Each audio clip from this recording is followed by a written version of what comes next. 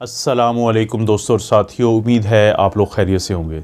ये एक बड़ी अहम वीडियो है जिसमें हम एक ऐसे टॉपिक की बात करने जा रहे हैं कि अगर हमें उसकी समझ आ जाए और हम उसके ऊपर अमल करना शुरू कर दें तो यकीन मानिए हमारे इर्द गिर्द के बहुत सारे लोग उससे फ़ायदा उठाएंगे और उनकी जान बचने का एक सामान हो सकता है। ये जो मेरी ये वीडियो का जो टॉपिक है उसकी बुनियाद पिछले दिनों फ्रांस में आने वाली एक स्टडी से है। वो स्टडी किस चीज़ पे है कि आप अक्सर दोस्तों आप देखते होंगे कि जो फुटबॉल के मैचेस होते हैं तो उसमें जब खिलाड़ी खेल रहे होते हैं तो एन गेम के दौरान उनमें से कोई खिलाड़ी गिरता है और गिरने के बाद उसको स्ट्रेचर पे डाल के उठा के लेके जाया जाता है फील्ड से बाहर, और कुछ ही घंटों बाद, कुछ ही देर बाद या अगले दिन आपको बताया जाता है कि वो अचानक गिरे थे और उनकी मौत वाक़या हो गई थी। इस पूरे अमल को हम कहते हैं सडन कार्डियक अरेस्ट। अरेस्ट का मतलब होता है कि किसी चीज़ का रुक जाना एक जगह पे। सडन है अचानक और कार्डियक है हार्ट। पैदाइश से लेके दुनिया से जाने तक हमारा जो दिल है वो मुसलसल धड़कता है। किसी भी एक आम शख्स का या एक एवरेज जो दिल की धड़कन होती है वो 60 से 90 बीट्स पर मिनट होती है, और अमूमी तौर पे हम कहते हैं कि नॉर्मल जो हार्ट बीट होती है वो 72 बीट्स पर मिनट है। लेकिन आखिर क्या होता है कि अचानक इन लोगों का दिल रुक जाता है और उसके बाद ये दुनिया से चले जाते हैं। तो ये जो सडन कार्डियक अरेस्ट है इसकी बहुत सारी वजूहात हो सकती हैं। जैसे कोई दिल का मरीज़ हो सकता है लेकिन उसको नहीं पता। बाज़ लोगों को जो दिल के वैल्व होते हैं या स्ट्रक्चरल हार्ट डिजीज़ होती है वो वजह होती है और उनको नहीं पता होता। और बाज़ औक़ात खुदा ना खास्ता आपको कुदरती तौर पे जो बिजली कुछ लोगों के ऊपर गिरती है या उनको करंट लग जाता है तो उनकी वजह से, ये तमाम अमूमी वजूहात हैं कि जिनकी वजह से किसी भी शख्स के दिल का जो नॉर्मल धड़कन है या नॉर्मल रिदम है वो अचानक रुक जाती है, क्योंकि इससे रिदम ख़राब होता है इन तमाम अवामिल की वजह से और अरिदमिया हो जाता है, यानी वेंट्रिकुलर फिब्रिलेशन हम उसे कहते हैं कि अचानक दिल की धड़कन बेतरतीब होगी और शख्स को इतना मौका भी नहीं मिलेगा कि वो किसी को बता सके कि उसको हो क्या रहा है। तो ये जो पूरा अमल है इसको कहते हैं सडन कार्डियक अरेस्ट। तो फ्रांस में 2007 से जब ये केसेस ज़ाहिर है बहुत ज़्यादा थे वहाँ पे, और अक्सर खिलाड़ियों में, क्योंकि यूरोप में फ़ुटबॉल बहुत मकबूल एक खेल है, तो वहाँ पे फिर 2007 से एक फ़ैसला किया गया कि दो बड़े फ़ैसले हुए वहाँ पे कि जो खेल का मैदान है वहाँ पे मौजूद अक्सर लोगों को एक तो CPR की ट्रेनिंग दी गई। CPR किसे कहते हैं? CPR का मतलब होता है कार्डियो पल्मोनरी रिससिटेशन। रिससिटेशन कहते हैं किसी चीज़ को वापस लाना। कार्डियो हार्ट से मुतल्लिक और पल्मोनरी लंग्स यानी फेफड़ों से मुतल्लिक। यानी किसी भी शख्स को जब सडन कार्डियक अरेस्ट होगा तो उसका दिल भी रुक जाएगा और उसके जो फेफड़े हैं, सांस लेने का अमल है वो भी रुक जाएगा। कोई भी ऐसा तरीका जिसकी वजह से उस ये जो दोनों हैं, दिल और जो फेफड़े हैं, उनके काम करने को वापस लाया जाए, तो इसको हम कहते हैं CPR यानी कार्डियो पल्मोनरी रिससिटेशन। इसको थोड़ा सा तफसील से मैं बाद में बताता हूँ। तो एक तो ये फ़ैसला किया गया कि जो वहाँ पे ग्राउंड में मौजूद अक्सर लोग होते हैं जो इंतज़ामिया के ख़ुसूसी तौर पे होते हैं, तो उनको CPR सिखाई गई और कोशिश की गई कि जो फैंस होते हैं जो फ़ुटबॉल देखने आते हैं तो उनको भी उनकी हौसला अफजाई की गई कि वो भी फ्रांस में या बड़े जो शहर हैं यानी पेरिस है या इस तरह के बड़े शहर हैं वहाँ पे जो CPR की ट्रेनिंग दी जाती है आम लोगों को, उसमें हिस्सा लें। तो जिसकी वजह से ये हुआ कि बहुत सारे लोग जो हैं उनको समझ आ गई कि CPR करते कैसे हैं कुछ ही महीनों में। दूसरा फिर एक और ख़ास काम किया गया कि ये एक डिवाइस होता है, एक आला है जिसको आप देख भी रहे हैं। इसको कहते हैं AED, ऑटोमेटेड एक्सटर्नल डिफिब्रिलेटर। मैंने एक लफ्ज़ बोला था कि वेंट्रिकुलर फिब्रिलेशन होती है किसी को भी जब उसका अचानक दिल रुकने की तरफ जाता है। तो डिफिब्रिलेशन का मतलब है कि ये कोई ऐसी मशीन है जो उस फिब्रिलेशन को नॉर्मल रिदम की तरफ भेजती है। एक लफ्ज़ है इसमें ऑटोमेटेड। ऑटोमेटेड का मतलब है कि जब आप एक बटन दबा देंगे इसका मेन यानी ऑन करके, तो उसके बाद ये खुद ब खुद चलती है मशीन और आपको हदायत देती है इसमें से आने वाली आवाज़। एक्सटर्नल का क्या मतलब है डिफिब्रिलेटर, क्योंकि कुछ डिफिब्रिलेटर ऐसे होते हैं जो हमारे जिस्म के अंदर लगाए जाते हैं, हमारे दिल के ऊपर लगाए जाते हैं और उनकी बैटरी भी हमारे जिल्द के अंदर लगाई जाती है। तो वो क्योंकि इंटरनल डिफिब्रिलेटर होते हैं, या उनको इम्प्लांटेबल कार्डियोवर्टर डिफिब्रिलेटर भी कहते हैं आईसीडी के नाम से, लेकिन ये क्योंकि जिस्म के बाहर इस्तेमाल होता है तो इसीलिए इसे कहते हैं एक्सटर्नल डिफिब्रिलेटर, यानी ये खुद काम करता है ऑटोमेटेड, एक्सटर्नल जिस्म से बाहर ये इसको लगाते हैं। इसके साथ जो भी आपको वो मिलती हैं साथ, क्योंकि हदायत के मुताबिक आपने जिस्म पे चश्मा करनी होती है या लगानी होती हैं, जो कुछ इसके साथ चीज़ें लगी होती हैं, और एक्सटर्नल और डिफिब्रिलेटर के ये उस अमल को रिवर्स करता है।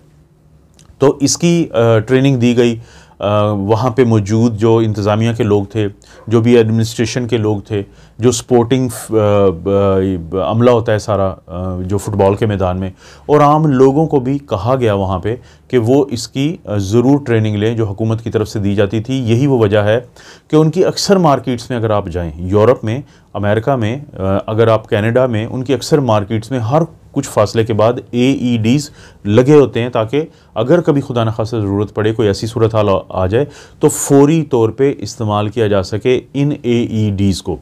और हुआ भी ऐसे। दोस्तों, ये जो आप तस्वीर देख रहे हैं, ये एक बहुत मशहूर फुटबॉलर हैं। उनके एक खेल के दौरान आज से 1 से 2 साल पहले एक बड़ा मशहूर मैच था, तो इनको यही सडन कार्डियक अरेस्ट का प्रॉब्लम हुआ, लेकिन फौरी तौर पे वहाँ पे मौजूद जो अमला था उसने वहाँ पे इनको डिफिब किया का ये जो आला था इनके ऊपर इस्तेमाल किया। उसके बाद 5 दिन ये हॉस्पिटल रहे और फिर इनकी जान बच गई। जो वीडियो के शुरू में ही मैंने आपको कहा था कि पहले लोग गिरते थे, स्ट्रेचर पे उनको अमला डालता था, उनको शिफ्ट करता था हॉस्पिटल, और जब तक वो हॉस्पिटल लेके पहुंचते थे तो वो शख्स दुनिया से जा चुका होता था। लेकिन अब क्या होता है कि जैसे ही ऐसा कोई मरहला होता है तो उस शख्स की CPR शुरू कर दी जाती है, और साथ ही जो AED है वो फौरी तौर पे इस्तेमाल किया जाता है, जिससे उसकी जान बच जाती है। अब CPR जो है, कार्डियो पल्मोनरी रिससिटेशन, ये हमें किस तरह फ़ायदा दे सकता है। पहले मैं आपको बता दूं कि AED अगर आप सीख लेते हैं और आपके घर में या कहीं पे भी ये मौजूद है, और खुदा न खास्ता आपके घर में किसी को भी सडन कार्डियक अरेस्ट होता है, जो दिल के बहुत सारे मरीज़ होते हैं, तो ये उनकी जान इसलिए बचा पाएगा कि आपने सिर्फ बटन ऑन करना है और वो चीज़ें चस्पा करनी है, उसके बाद वो ख़ुद आपको बताएगा कि अब आपने क्या करना है और नेक्स्ट स्टेप क्या करना है। तो वापस आते हैं CPR की तरफ। जो कार्डियो पल्मोनरी रिससिटेशन है, उसमें दोस्तों बड़ा सादा सा काम है कि आप एक शख्स भी हो सकते हैं या आप 2 लोग भी हो सकते हैं। तो दोनों सूरतों में आपने क्या करना है कि एक शख्स ये करेगा और बाद में वो दूसरे के साथ स्विच भी करता रह सकता है। कि आपने जो शख्स बेहोश हो गया फौरी तौर पे, आप कोशिश करें कि यहाँ पे कैरोटिड होती है, कैरोटिड आर्टरी जिसको हम कहते हैं, आपने यहाँ पे महसूस करना है कि क्या आपको धड़कन उसकी आ रही है या नहीं आ रही। और इसी तरह से ये 15 से 20 सेकंड के अंदर अंदर आपने ज़ोर से उस शख्स को बुलाना भी है। अगर वो रिस्पॉन्स नहीं करता, और साथ ही उसकी जो कैरोटिड आर्टरी की यहाँ पे आपको पल्स आती है या आपको खून की नाली की धड़कन अगर महसूस नहीं होती, तो फिर समझ लें कि उस शख्स का दिल हो सकता है रुक चुका हो और आपको ये CPR करना चाहिए उस वक्त। CPR के लिए आप क्या करते हैं कि उस शख्स का जो चेस्ट होती है, यानी ये एक हड्डी होती है जिसको हम कहते हैं स्टर्नम। स्टर्नम कौन सी हड्डी है कि अगर आप यहाँ पे थपथपाएं तो आपको ये हड्डी नज़र महसूस होगी। इस हड्डी का जो दरमियान का हिस्सा होता है, वहाँ पे आपने अपना जो डोमिनेंट हैंड, जैसे मैं राइट साइडेड पर्सन हूँ, राइट हैंड मेरा डोमिनेंट है, तो मैं उसको रखूँगा जो स्टर्नम बोन है उसके मिडल में, और अपने दूसरा जो मेरा हाथ है उसकी उंगलियों को इसके अंदर ऐसे करके मैं कोशिश करूँगा कि ये फिट हो जाए। उसके बाद मैंने अपनी कोहनियों को सीधा रखना है, बिल्कुल सीधा रखना है, और मैंने मेरे जो कंधे होंगे वो उस शख्स की चेस्ट के बिल्कुल ऊपर आ जाएंगे। तो उसके बाद फिर मैंने कंप्रेशन देने हैं, मैंने दबाना है। कितनी जल्दी से दबाना होता है कि अगर आप कोशिश करेंगे कि जो 15 दफ़ा दबाएंगे आप। पहले हम ये करते थे कि हम एक शख्स जो है, अगर आप 2 लोग हैं तो वो सांस देगा मरीज़ को, लेकिन आप 30 दफ़ा दबाएंगे और हर 30 के बाद आपने 2 ब्रेथ देने। अगर आप अकेले हैं या अगर कोई शख्स जो है वो साथ आपके हेल्प कर रहा है, तो हर 30 कंप्रेशन 30 दफ़ा आप ज़ोर से दबाएंगे नीचे, और वो 2 दफ़ा वो शख्स जो है वो उसको सांस देगा, क्योंकि ज़ाहिर है सांस भी रुका हुआ है। तो हर 30 के बाद 2 दफ़ा सांस, 30 to 2 आप इसको कह सकते हैं।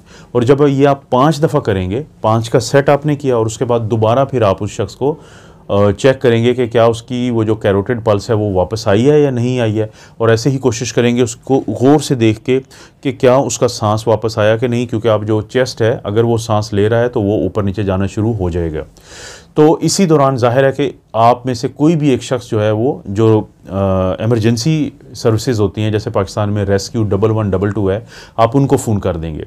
यानी ये जो कंप्रेशन आपने देनी है, आप कितनी ज़्यादा देते हैं या कितनी आपकी स्पीड होनी चाहिए, क्योंकि ज़ाहिर है आपको घर में ही प्रैक्टिस करनी चाहिए।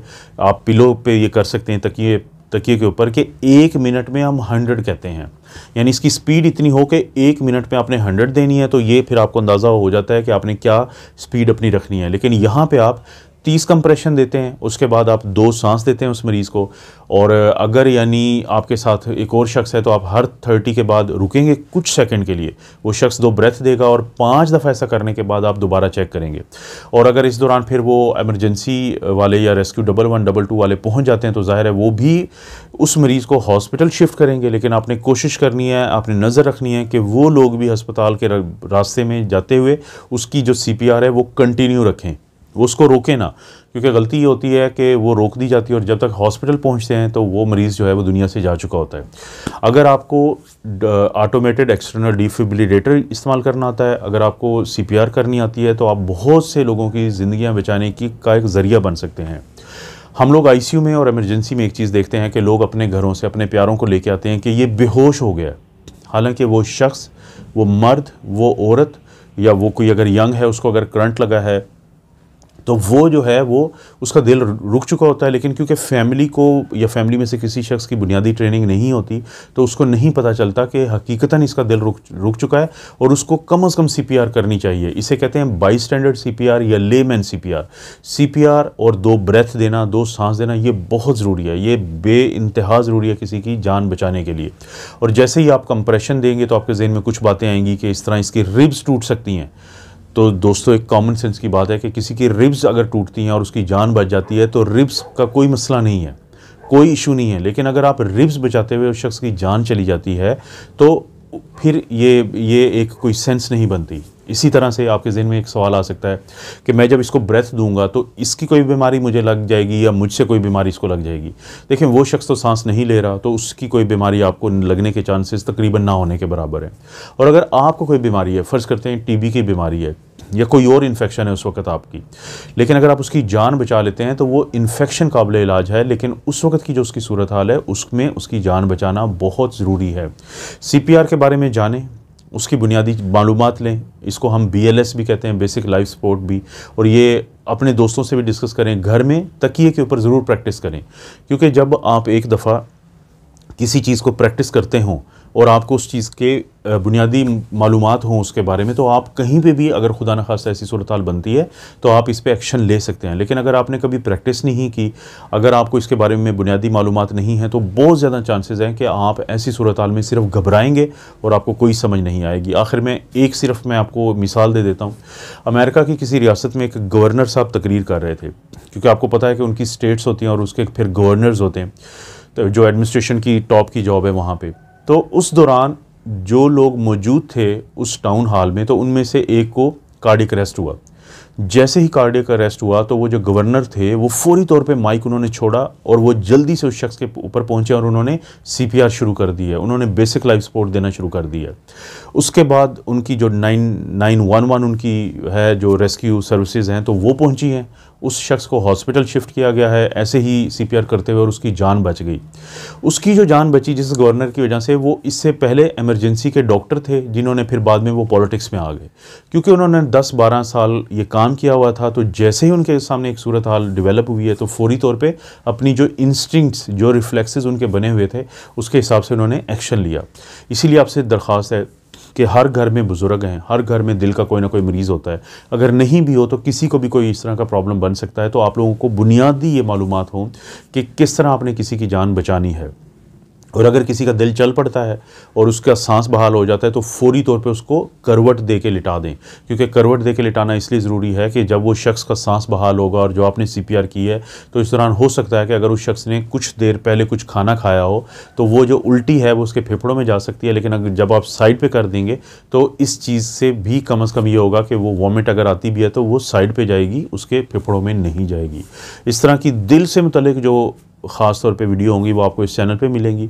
कोशिश करें कि कोई आपके ज़हन में सवाल आए तो ज़रूर पूछें मुझसे। आप अपना और अपनी फ़ैमिली का ख्याल रखें। अल्लाह ताला आपको और आपकी फ़ैमिली को हर किस्म की बुराई, बीमारी और आजमाइश से महफूज रखें।